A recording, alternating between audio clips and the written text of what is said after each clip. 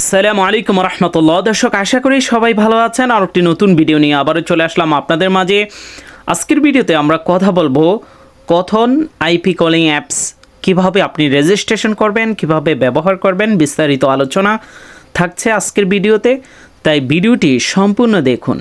বিশেষ করে যারা প্রবাসে আছেন তারাও বর্তমানে এটা ব্যবহার করা যাচ্ছে। যাই হোক, বিস্তারিত আমরা ভিডিওতে আলোচনা করছি। বিশেষ অনুরোধ থাকবে যারা এই ভিডিওগুলো আমাদের দেখেন, আমাদের ফেসবুক পেজটি ফলো করে রাখবেন, ভিডিওটি শেয়ার করে দিবেন, এতে অন্যরা উপকৃত হবে। প্রথমে গুগল প্লে স্টোর থেকে অ্যাপসটি ডাউনলোড করে নিতে হবে। আমরা অলরেডি ডাউনলোড করে নিয়েছি, তাই ওপেন অপশনে ক্লিক করব।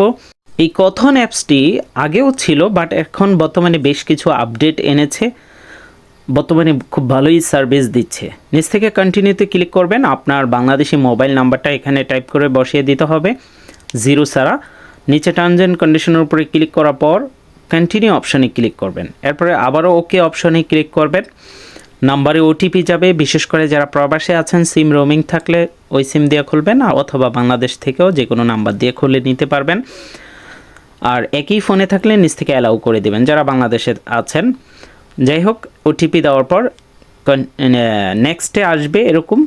নিচ থেকে কন্টিনিউ অপশনে ক্লিক করবেন। এখানে আপনাকে এনআইডি ভেরিফিকেশন আপনি চাইলে এখনও করতে পারেন, তো এখনই করে নেবেন। এখানে প্রথমে আপনার এনআইডি কার্ডে এই যে ক্যামেরা আইকনে ক্লিক করলে পারমিশন যাবে, পারমিশনটা অ্যালাউ করে দিবেন। এখানেই প্রথম অপশনটা ক্লিক করে দিবেন। এরপর আপনার সরাসরি আপনার এনআইডি কার্ডের ছবি তুলবেন। নিচে আপনার এনআইডি কার্ডের তথ্য দেখানোর পর নেক্সটে যাবেন। এবার সেমভাবেই আপনার এনআইডি কার্ডের পিছনের সাইডেরও ছবি তুলে নিচ থেকে কন্টিনিউ অপশানে ক্লিক করতে হবে। ছবিটা অবশ্যই যেখানে আলো আছে এরকম জায়গায় ছবিটা তুলবেন।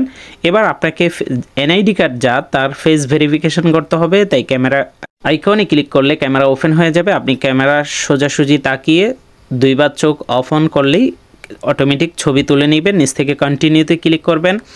আবারও কন্টিনিউতে ক্লিক করার পর একটু অপেক্ষা করতে হবে। এখানে দেখতে পাচ্ছেন আমাদের এনআইডি ভেরিফিকেশন হচ্ছে।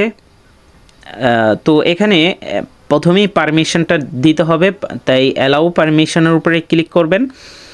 আবারও অ্যালাউ, নিচে যে পারমিশনটা আসবে এক এক সেটের ক্ষেত্রে এক এক রকম পারমিশন দেখাইতে পারে। আবারও পারমিশনটা চাবে, পারমিশনগুলো দিতে হবে, নাইলে কল করতে পারবেন না। এখানে বিভিন্ন কন্ট্যাক্টের পারমিশন, কলের পারমিশন এগুলো দিতে হয়।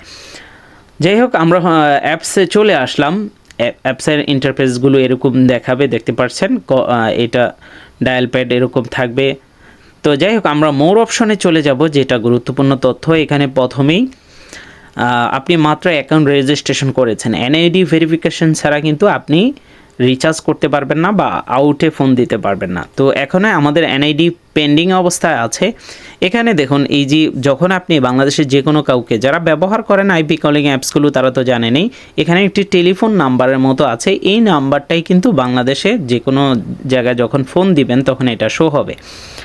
তো যাই হোক, আপনি প্রথমে রিচার্জ পেয়ে যাবেন। রিচার্জ অপশানে ক্লিক করলে এখানে বিকাশ, নগদ অথবা আপনি যে কোনো ব্যাংকের বাংলাদেশের কার্ড দিয়েও রিচার্জ করতে পারবেন। 10 টাকা থেকে আপনি সর্বোচ্চ কত টাকায় সেটা আমার জানা নেই, আপনি হেল্পলাইনে ফোন দিয়ে জেনে নিতে পারবেন, সেটাও আমরা দেখিয়ে দেবো। আপনার যদি মানে অনেক টাকা কোনো সময় রিচার্জ করে নেন, সেক্ষেত্রে অন্য কাউকেও ব্যালেন্স ট্রান্সফার অপশানে ক্লিক করে আপনি অন্য কথন যে আইপি কলিং অ্যাপস ইউজার আছে তাদেরকেও ব্যালেন্স ট্রান্সফার করতে পারবেন আপনার পরিচিত কেউ থাকলে। এছাড়া প্যাকেজ, এখানে প্যাকেজ আপাতত নাই, ভয়েস মেল এগুলো আপাতত নাই। রেট আপনি চেক করার জন্য রেট অপশানে ক্লিক করতে পারেন। এরপরে বাংলাদেশে ক্লিক করলে এখানে সব কান্ট্রিগুলো এখনও অ্যাভেলেবেল দেখাচ্ছে না। যাই হোক, আপনার যেটা চাওয়ার দরকার দেখে নেবেন। এখানে বাংলাদেশে বর্তমানে কল রেট দেখাচ্ছে 40.25 পয়সা, এটা একটু বেশি মনে হচ্ছে। যাক, যদি কল কোয়ালিটি ভালো হয় তাহলে বেশি নিলেও সমস্যা নেই, এটা চলে। তো এটা আশা করি কর্তৃপক্ষ বিষয়টা দেখলে বিষয়টা সবসময় খেয়াল রাখবেন। সেটিংসে গেলে আপনি প্রথমেই অ্যাকাউন্ট অপশন পেয়ে যাবেন। এখানে আপনি কোনো সময় ডিলিট করে দিতে চাইলে মাই অ্যাকাউন্ট ডিলিট এখানে ক্লিক করতে পারেন, অথবা কোনো কারণে নাম্বার পরিবর্তন করবেন, চেঞ্জ নাম্বারে গিয়ে আপনার নতুন নাম্বারটা অ্যাড করে নিতে পারবেন, মানে পুরাতন নাম্বার থেকে নতুন নাম্বারে ট্রান্সফার হয়ে যেতে পারবেন। তবে আইপি কলিং নাম্বারটা যেটা দিবে সেটা পরিবর্তন, এটা অটোমেটিকভাবেই আপনাকে দিয়ে দিবে। কল ফরওয়ার্ডিংয়ের অপশন আছে, সেটাও আপনি ব্যবহার করতে পারবেন কল ফরওয়ার্ডিং করে। এছাড়া কল ব্লক করে রাখতে পারবেন।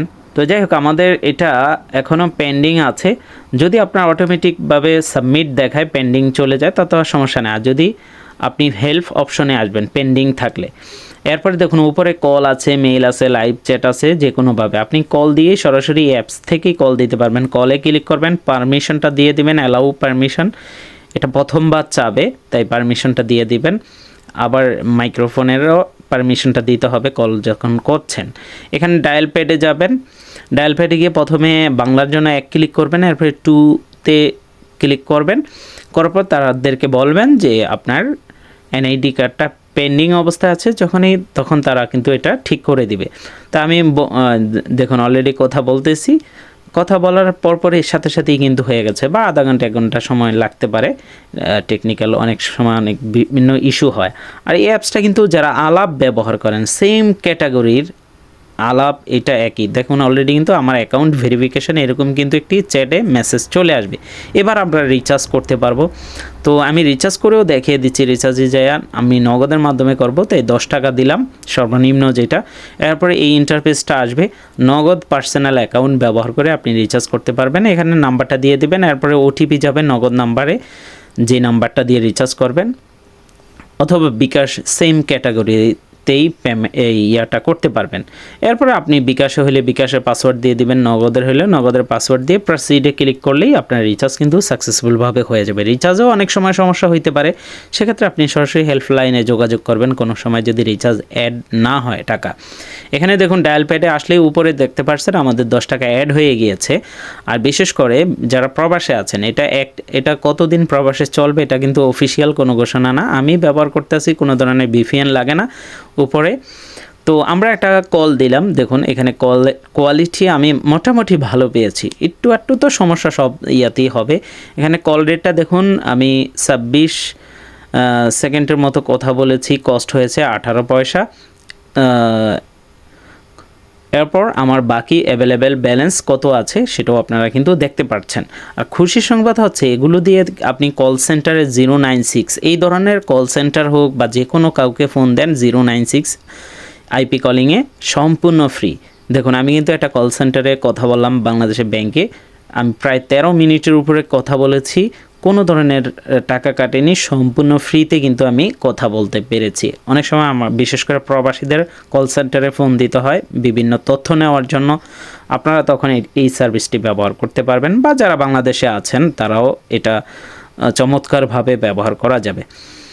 তো আশা করি ভিডিওটি ভালো লেগেছে, ভিডিওটি শেয়ার করে দিবেন। আর যারা বিদেশ থেকে দেখেছেন, আপনার বাংলাদেশি সিম কার্ড যদি রোমিং চালু করতে চান, কেন করবেন? ব্যাংকিং, ওটিপি, বিকাশ, নগদ ব্যবহার করার জন্য, অথবা সিমটা ভালো রাখার জন্য স্ক্রিনে দেওয়া হোয়াটসঅ্যাপে যোগাযোগ করবেন। পার্সোনাল কোনো বিষয়ে হোয়াটসঅ্যাপে নক দিবেন না, বিশেষ অনুরোধ থাকবে। আর যাদের অলরেডি সিম রোমিং চালু আছে ওমান ব্যতীত, আপনার বিকাশ, নগদ, উপায় এই ধরনের অ্যাপসগুলো ব্যবহার করতে পারবেন একটা ডিএনএস দিয়ে।